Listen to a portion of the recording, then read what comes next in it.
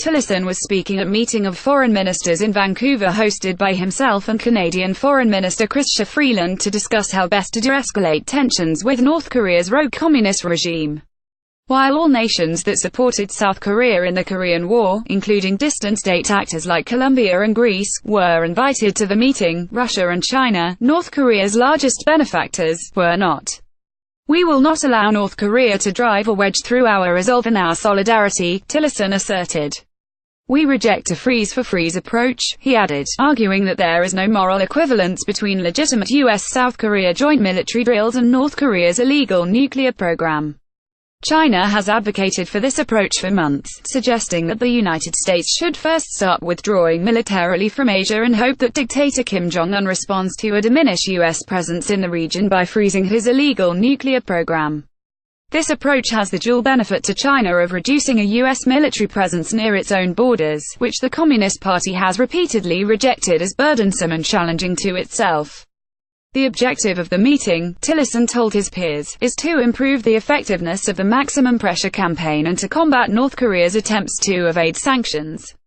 The pressure campaign will continue until the regime takes decisive steps to denuclearize, he promised.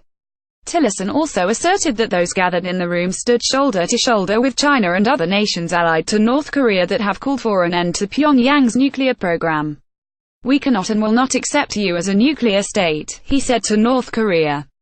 The meeting, officially titled the Vancouver Foreign Ministers' Meeting on Security and Stability on the Korean Peninsula, opened with remarks from a member of Canada's Native American community and opening statements from Freeland before turning to Tillerson. Talks are ongoing at press time, though Tillerson said in an interview before the meeting that the objective of the gathering was to show that diplomacy has to be backed up by a strong military alternative, according to Voice of America. One unnamed Canadian official clarified to that nation's Globe and Mail newspaper that the meeting is about enforcing sanctions rather than seeking a long-term solution, which the official acknowledged would need to include Russia and China. Intercepting ships transporting goods to North Korea is expected to be among the more severe actions considered to enforce sanctions at the meeting. While China and Russia were absent, representatives of the governments of Japan and South Korea were present at the meeting. Other less expected nations represented at the meeting included Turkey, Norway, and New Zealand. Canadian Prime Minister Justin Trudeau has expressed a willingness to bring the global community that is largely unaffected by the North Korean nuclear crisis into the conversation, recently suggesting that North Korean ally Cuba could serve as a conduit to the regime. As Cuba did not support South Korea in the Korean War, however, it did not earn a seat at this particular table.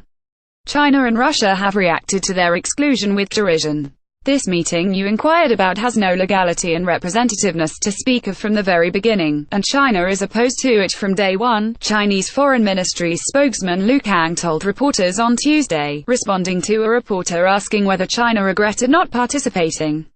"It means nothing for us to talk about regret or not." Russia's Foreign Minister Sergei Lavrov made a similar argument. "I believe that there will be nothing productive achieved from this meeting as long as nothing counterproductive is achieved. That would be a great result already," he told reporters. Follow Francis Martel on Facebook and Twitter.